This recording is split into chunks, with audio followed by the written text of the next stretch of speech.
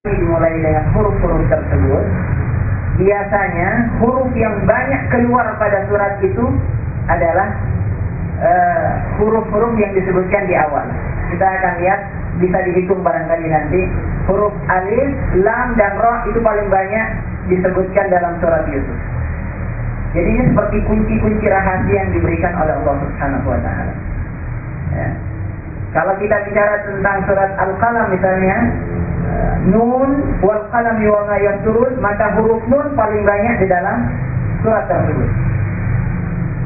Ini rahasia-rahasia yang hanya diketahui oleh Allah Subhanahu wa Ta'ala. Para ulama meneliti dan ternyata benar adanya. Mustahil ini datang dari Rasul sallallahu alaihi wasallam. Ini hanya datang dari Allah Subhanahu wa Ta'ala. Ya. Jadi demikian ikhwah. Kita kembali kepada ayat pertama. Allah Subhanahu wa Ta'ala mengatakan Alif Lam Ra tilka ayatul kitab al-mubin. Itu adalah ayat-ayat al-kitab, maksudnya Al-Quran, al-mubin, yang menjelaskan. Al-mubin ini jelas, terang, tapi maknanya sebetulnya menjelaskan, menerangkan. Sebab Al-Quran Al-Karim berisi ayat-ayat yang menjelaskan tentang hukum-hukum, berisi tentang ayat yang menjelaskan tentang bagaimana tata cara ibadah. Ya, ada yang bersifat umum, ada yang bersifat khusus. Kalau bersifat umum diterangkan nanti oleh Nabi Sallallahu Alaihi Wasallam dalam hadis. Jadi ini berisi penjelasan-penjelasan, penjelasan tentang bagaimana manusia harus mengisi kehidupannya di dunia ini agar dia bisa bahagia sampai ke akhirat nanti. Ini ayat tilka, itulah kata Allah Ta'ala, ayatul kitabil mubin, ayat-ayat dari kitab Al-Quran Al-Mubin yang punya sifat menerangkan, menjelaskan, ya, memberikan penerangan dan penjelasan kepada kita, orang-orang beriman dan semua manusia pada umumnya. Ini pertama, ayat pertama yang diturunkan oleh Allah dalam surat Yusuf. Kemudian ayat yang kedua, Allah Subhanahu wa Ta'ala menegaskan, Inna anzalnahu Qur'anan Arabiyyan la'allakum ta'qilun. Kami merujuk kemana ini? Kepada Allah Subhanahu wa Ta'ala. Inna lita'wil, untuk menunjukkan keagungan Allah Subhanahu wa Ta'ala. Inna anzalna, walaupun sebagian ulama juga ada yang mengatakan biasanya kalau dipakai dhamir jamak seperti inna, ya, selain untuk ta'zim, untuk menunjukkan keagungan Allah, juga bisa menunjukkan adanya keterlibatan pihak lain selain Allah Subhanahu wa Ta'ala. Karena Al-Quran diturunkan memang berasal dari Allah, tapi lewat perantaraan malaikat. Jadi ada keterlibatan malaikat yang menurunkan di sana. Jadi makanya disebut dengan inna. Inna anzalnahu Qur'anan Arabiyyan. Kami turunkan Al-Quran itu, kitab suci tersebut, Qur'anan, berupa Al-Quran, berupa bacaan Al-Quran, Arabian, yang berbahasa Arab, la'allakum ta'qilun. Kenapa disebutkan oleh Allah Subhanahu wa Ta'ala Qur'anan Arabian? Ini sebagai penjelas bagi kita. Yang pertama, ikhwatullah rahimakumullah, ini menunjukkan keutamaan bangsa Arab. Karena ketika mereka dipilih oleh Allah Subhanahu wa Ta'ala sebagai umat yang akan mendapatkan risalah, dan kemudian bahasa mereka dipergunakan sebagai bahasa Al-Quran Al-Karim, ini penghormatan untuk mereka. Di antara sekian banyak bahasa di dunia, ternyata yang dipilih oleh Allah adalah bahasa Arab. Ini penghormatan dari Allah Subhanahu wa Ta'ala. Makanya disebutkan oleh Allah secara khusus Qur'anan Arabiyyan. Dan tentu Allah memilih bahasa Arab dengan penuh hikmah. Ada pertimbangan, tidak asal memilih. Ada pertimbangan. Kalau kita bandingkan, terutama yang pernah mempelajari bahasa Arab, ini yang dari Libya atau yang dari yang lainnya, satu kata dari bahasa Arab itu bisa punya makna yang sangat banyak. Kadang sulit kita merangkai dalam bahasa lain, hanya bisa diterangkan dalam bahasa Arab.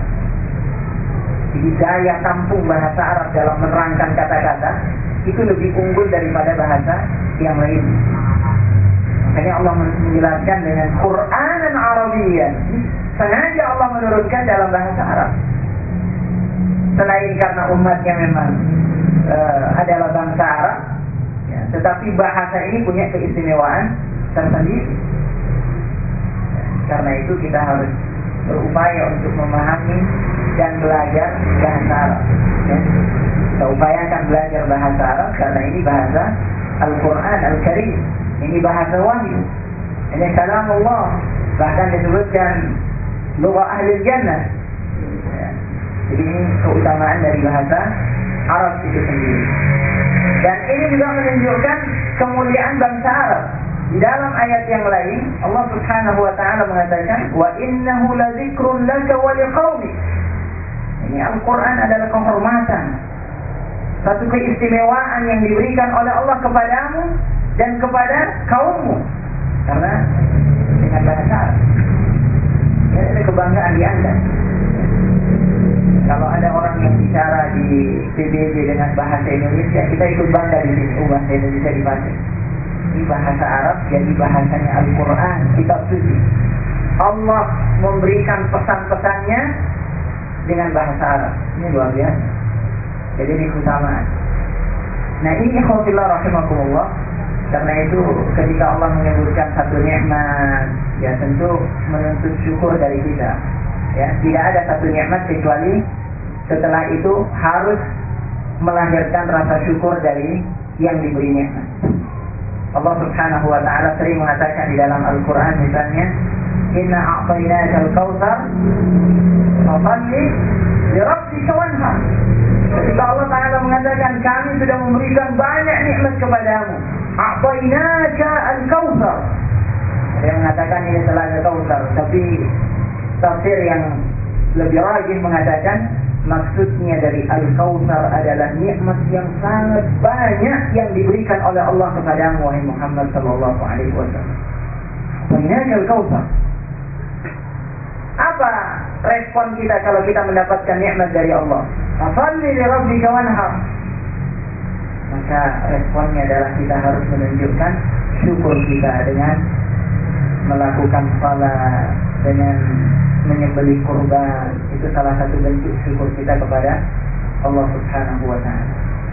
Banyak ayat-ayat yang berbicara tentang hal ini, di antaranya alam nasrah laka sadrak wa wada'na anka wizrak alladhi anqadha dhahrak wa rafa'na laka dhikrak fa inna ma'al usri yusra inna ma'al usri yusra fa idza faragta fansab wa ila rabbika farghab. Ini juga tuntutan untuk kita melakukan ibadah sesudah kita mendapatkan kelapangan demi kelapangan dari Allah Subhanahu wa taala. Jadi selalu semacam itu. Nah, ketika Allah Taala mengatakan dalam ayat ini, "Inna anzalnahu Qur'anan Arabiyyan," ini secara implisit, secara tidak langsung Allah juga menuntut bangsa Arab untuk menunjukkan rasa syukurnya. Mereka harus menjadi umat terdepan yang berdakwah di jalan Allah Subhanahu wa taala. Ini tuntutan dari Allah Subhanahu wa taala. Ini sebagai bentuk syukur. Mereka sudah diangkat oleh Allah. Bahasa mereka sudah dipergunakan sebagai kalamullah. Karena itu mereka sebagai yang punya bahasa, mereka harus menunjukkan semangat mereka dalam berdakwah, dan itu yang dilakukan oleh bangsa Arab pertama. Pada generasi sahabat kita melihat bagaimana dakwah mereka.